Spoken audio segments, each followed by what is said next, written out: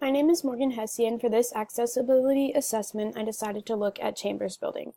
As an education major, I spend a lot of my time in Chambers, so I decided why not look more into it. So, Chambers has two ramp entrances in the back of the building, one on each side. The ramps are concrete, which may lead to freezing and slippery surfaces during snow or rain. The front and side entrances only have steps, and the steps are also non-slip, but are firm.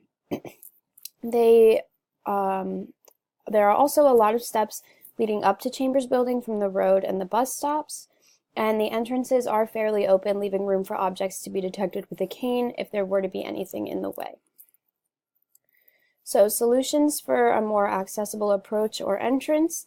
The ramps should be made slip resistant as well as the steps at all entrances, and ramps should be included in other entrances other than just the back side of the building. I'll get more into this, but there also should be more accessible parking spaces to make travel easier to the building for people with disabilities. The railings of the ramps stretch throughout the entire walkway. They are sturdy and there's no evident problems with them. The ramps are not non-slip, and as you can see, they have some cracking on them. As I mentioned before, the ramps should be placed in more than just the back of the building, and the building also lacks signage for where the ramps are located. They should be made non-slip to prevent injuries or difficulties. So parking and drop-off areas, Chambers does not have its own parking area. However, the Nittany parking deck is the closest parking area. There are parking spots close to Chambers. They are back by Rackley, which is on the side of Chambers and a little bit further back. However, the parking spaces closest to Chambers are only for service permit parking, and there are only 3 van accessible parking spots, but they are the furthest away. So, solutions for this: Chambers should include its own parking area.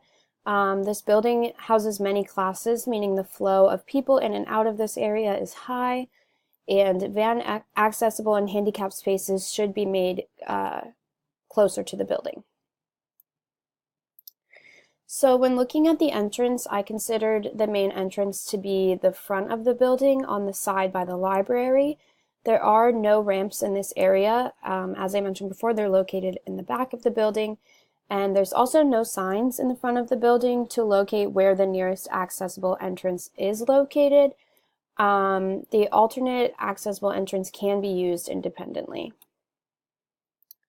Solutions for this: ramp entrances should be included at the main entrance, and signs should be placed at the entrance to indicate where the nearest accessible entrance is located. So continuing to look at the entrance, there is carpeting inside each of the door entrances. The carpet is thin and gripped in place. The main doors pass the closed fist test along with classroom doors. The doors are actually a lot heavier than I had expected, especially the ones located at the Innovation Studio in Chambers, and not all entrance doors have buttons for assistance. As you can see on the right, these doors are located in the back of the building where the ramps are located, and they do have buttons to push for access. So for solutions for this, I think that the doors need to be less heavy or they need to be automated. Access to goods and services. The accessible entrance does bring you directly into the main floor. So the classrooms on the first floor, very accessible. However, classrooms on the second floor are a little bit different because the elevator is extremely hard to find. So for somebody with a disability that cannot use the steps, it might take them a little bit more time to figure out where the elevator is and how to get up to the second floor. So solutions for this: signs should be posted to indicate where the elevator is located. Currently, there are none in Chambers that I was able to find. The doors, as I mentioned before, are heavier than they should be, and the handles are in the proper position and they do pass the closed fist test. So looking at signage for goods and services, signs are provided for room numbers and bathrooms. Almost all sign numbers or signs include raised text and braille, like the one here with the classroom room number, and the only thing is that the classroom information underneath is not posted with raised letters. So solutions for this, all signs should include raised text and braille, and pictograms may be helpful as well. Also to make sure that all locations are labeled clearly and in plain sight.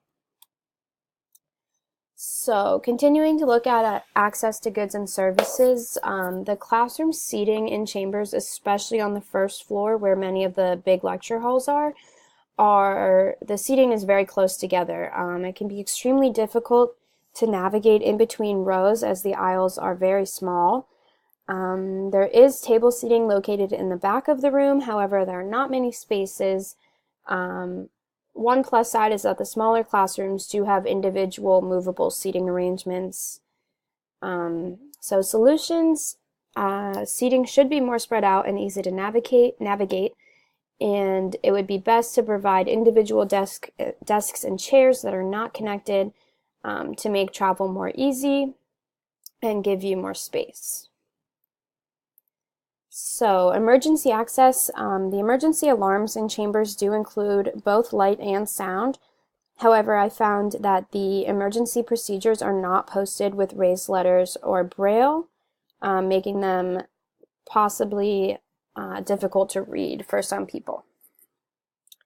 So I said that the emergency procedures should be available to everyone, and for this to happen, they need to be provided in a different ways.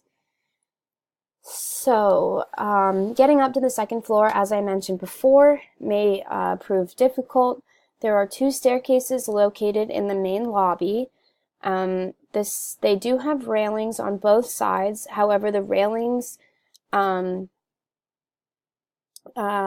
they do extend past the top steps, but not very far. And as you can see here, the railing does not extend past the bottom step. The stairs also have some slight grip in the front, but I would not consider them to be non-slip. The elevators, for me especially, it was extremely difficult to find. Once I did find it, I realized that there was no signage indicating where the elevator had been located. I actually had to ask somebody. The sign indicating that the elevators are not functional in case of a fire does not include raised letters or braille, and the floor number is available in raised letters and also braille. So, solutions for this: the elevators should be more accessible. They should include signage to direct individuals to the location, and I said perhaps it would be best to include an elevator on both sides of the building, as there are staircases that lead up to both sides. I do not believe there are any lifts in chambers. I was not able to locate any. So looking at the restrooms, it's important to note that Chambers is currently under construction. So right now the only bathroom in the building is located on the second floor. There's one for men and one for women. The handicap stall in this bathroom does not measure 5 by 5, so it is actually rather small, and the toilet seat is extremely low to the ground. The paper towel dispensers are hard to use with a closed fist, and the floors are often wet, which makes them extremely slippery. Also, please excuse my typo in the bottom. That should say too low from the ground. Solutions: stalls either need to be rearranged or the largest stall needs to be made bigger. Automatic towel dispensers should be included in the bathroom, and perhaps non-slip carpets or rugs should be placed in the bathroom to make the floors less dangerous.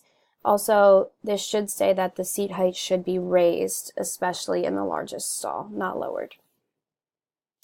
So additional access: there are drinking fountains in Chambers. They are all found in a high-low fashion with access to use them in the front and on the side.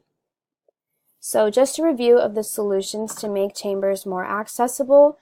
There should be entrances in the front and the back that include ramps or lifts. They should be non-slip, and they should also have more accessible doors available, meaning doors with buttons and doors that are less heavy. The elevators should be easier to find. There needs to be signage to indicate where they are located, and perhaps another elevator would be a good idea. The stairs throughout the building and the flooring should include non-slip surfaces, meaning in the bathroom or on the steps. Also, lastly, the bathrooms. The stalls in the bathroom should be wider and longer and include higher seats. The towel dispensers in the bathroom should be easier to use. I believe the best option here is to use automated ones. Also, just important to keep in mind, as I mentioned, that the building is under construction, so hopefully once finished, the building will be more ADA accessible.